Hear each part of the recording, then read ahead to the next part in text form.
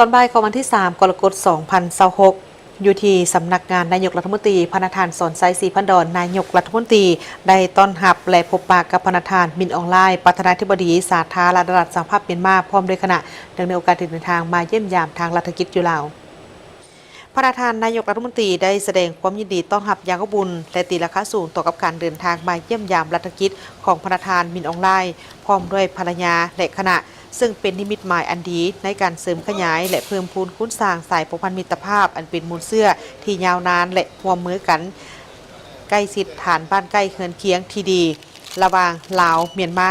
ตลอดระยะหลายกว่า7 ทศวรรษให้ได้รับการหัดแน่นยิ่งขึ้นพร้อมเดียวกันนี้พระประธานนายกรัฐมนตรีก็ได้แสดงความสมเสยต่อกับผลสำเร็จอย่างจบงามของการพบปะอย่างเป็นทางการระหว่างพระประธานทองลุ้นศรีสุริตและพระประธานมินออนไลน์รวมทั้งผลสำเร็จในการแลกเปลี่ยนเอกสารร่วมมือจำนวน2 ฉบับในตอนเช้าของมื้อนี้เคียงคู่กันนั้นพระประธานสอนไซศรีพันดอนยังได้แสดงความสมเสยต่อกับผลสำเร็จของการเลือกตั้งทั่วไปและการจัดตั้งคณะรัฐบาลชุดใหม่ของเมียนมา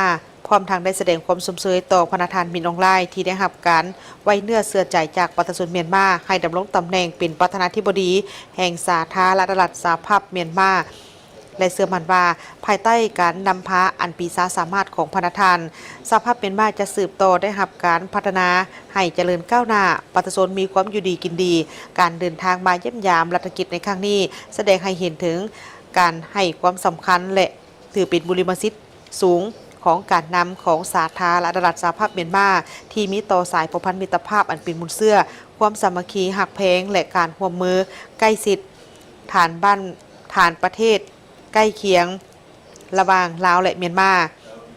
พร้อมเดียวกันนี้การพบปะกันในครั้งนี้ทั้งสองฝ่ายยังได้มีการตีราคาสูงต่อกับหมากผลของการผูกพันร่วมมือโดยเฉพาะกทางด้านการเมืองที่มีความไว้เนื้อเชื่อใจซึ่งกันและกันในระดับสูงและให้การสนับสนุนช่วยเหลือซึ่งกันและกันมาโดยตลอดการแลกเปลี่ยนเยี่ยมยามของคณะผู้แทนขั้นสูงอย่างเป็นปกติเป็นต้นก็เป็นการเยี่ยมยามสหภาพเมียนมาของท่านของนายกรัฐมนตรีกระทรวงการต่างประเทศลาวพร้อมเดียวกันนี้ทั้งสองฝ่ายก็ยังได้เห็นดีเป็นเอกภาพที่จะสืบโตร่วมมือกันอย่างใกล้ชิดในแขนงการต่างๆเป็นต้นแมนทางด้านการเมืองป้องกันชาติป้องกันความสงบเศรษฐกิจการค้าการลงทุนการขนส่งพลังงานแรงงานการศึกษามนุษยธรรมการแก้ไขปัญหาหมอกควันข้ามชายแดนและด้านอื่นๆผ่านกลไกคณะกรรมาการร่วมมือว่าด้วยการร่วมมือ2 ฝ่ายลาวเมียนมาและบรรดากลไกอื่นที่เกี่ยวข้องเพื่อสุกยู่การร่วมมือของทั้ง2 ฝ่ายให้เป็นรูปธรรมในขณะเดียวกันพระประธานมินออนไลน์ก็ได้แสดงความขอบใจอย่างจริงใจต่อกับการต้อนรับอย่างอบอุ่นของพระประธานสอนไซศรีพันดอนก็คือรัฐบาลและประชาชนลาวที่ได้ให้การร่วมมือสนับสนุนและให้การช่วยเหลือซึ่งกันและกันตลอดมาเพื่อเป็นการเสริมขยายสายผูกพันมิตรภาพอันเป็นมูลเสื้อและการร่วมมือใกล้ชิดระหว่าง2 ประเทศให้แตกดอกออกผลยิ่งขึ้นในต่อหน้า